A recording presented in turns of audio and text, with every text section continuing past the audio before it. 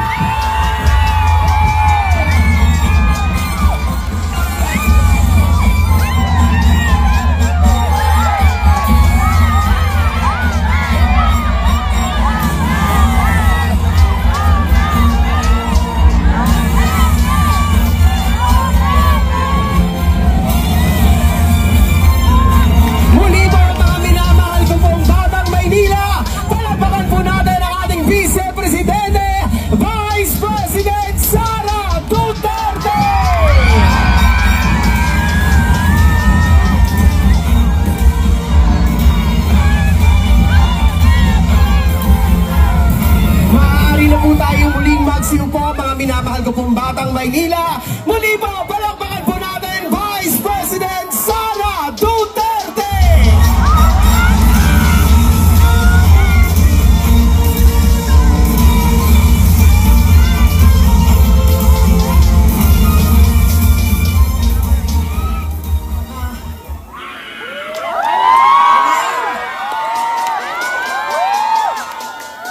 Assalamualaikum warahmatullahi wabarakatuh. Madayaw, mayong gabi kaninyong tanan.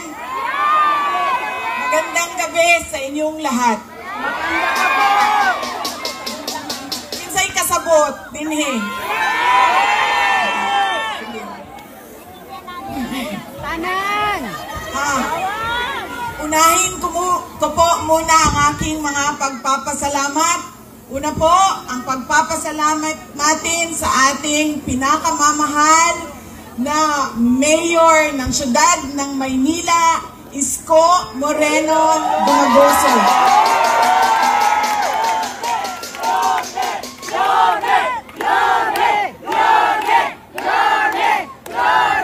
Nagpapasalamat po ako sa kanya dahil ipinahiram niya po ang inyong entablado at ang inyong mikropono para po sa mga senador ng Duterte. Maraming salamat, Mayor.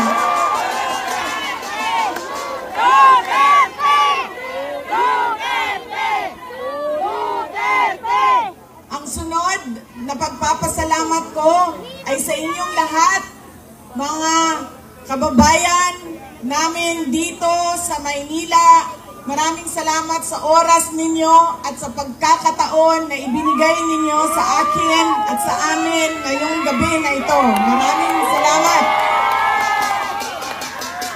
I love you!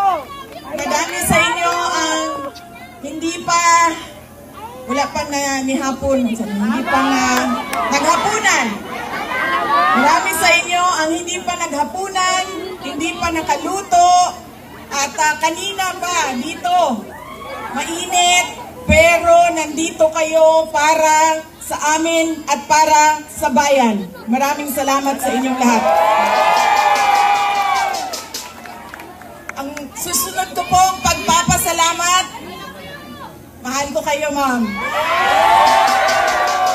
Mahalin din natin patuloy ang ating mahal na inang bayan, ang Pilipinas. I love you, Sarah! I love you too. Sisterly love na ito, sis. Mahal ko kayo. Kaya ako nandito ngayon. Ang susunod po na pagpapasalamat ay mula po sa pamilya namin. Papasalamat po kami sa pagmamahal at suporta na ipinapakita nyo kay dating Pangulong Rodrigo Duterte. Maraming salamat po.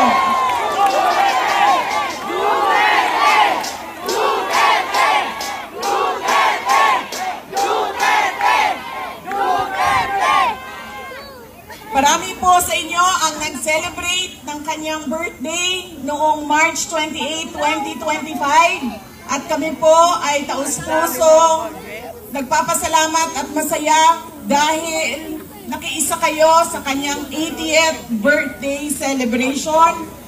Dahil hindi po lahat tayo ay mabibigyan ng pagkakataon na umabot ng 80 years old. Kaya maraming salamat at sinelebrate nyo ang kanyang 80 years. Ang susunod na pagpasalamat ay mula po sa akin.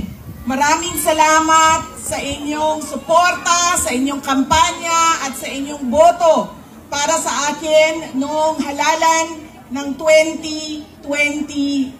Maraming salamat sa suporta ninyo. At syempre, ang aking pagpapasalamat pa rin sa patuloy ninyo na pagtitiwala sa akin at sa aking mga kasamahan at sa aming opisina, ang tanggapan ng pangalawang Pangulo ng Pilipinas. Maraming salamat.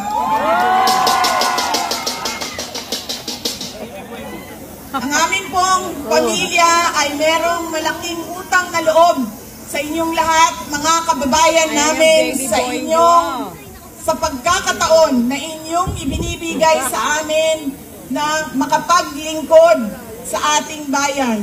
Dako kayo ang amo ang utang nga kabubuton kaninyong tanan, mga kaigsuunan namo. Sa higayon nga gihatag ninyo kanamo nga makaserbisyo sa ato ang nasod. Daghan kayong salamat.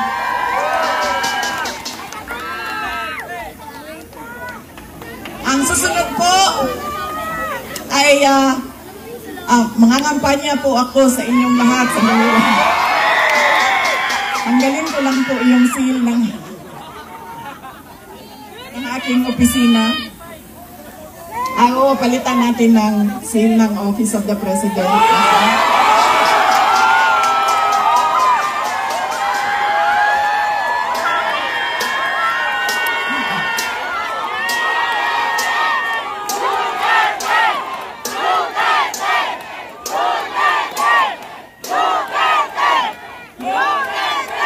Tinanggal ko lang kasi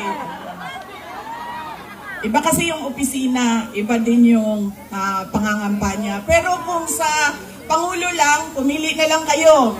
Si Isko Moreno o si Sara Duterte, wala kaming problema.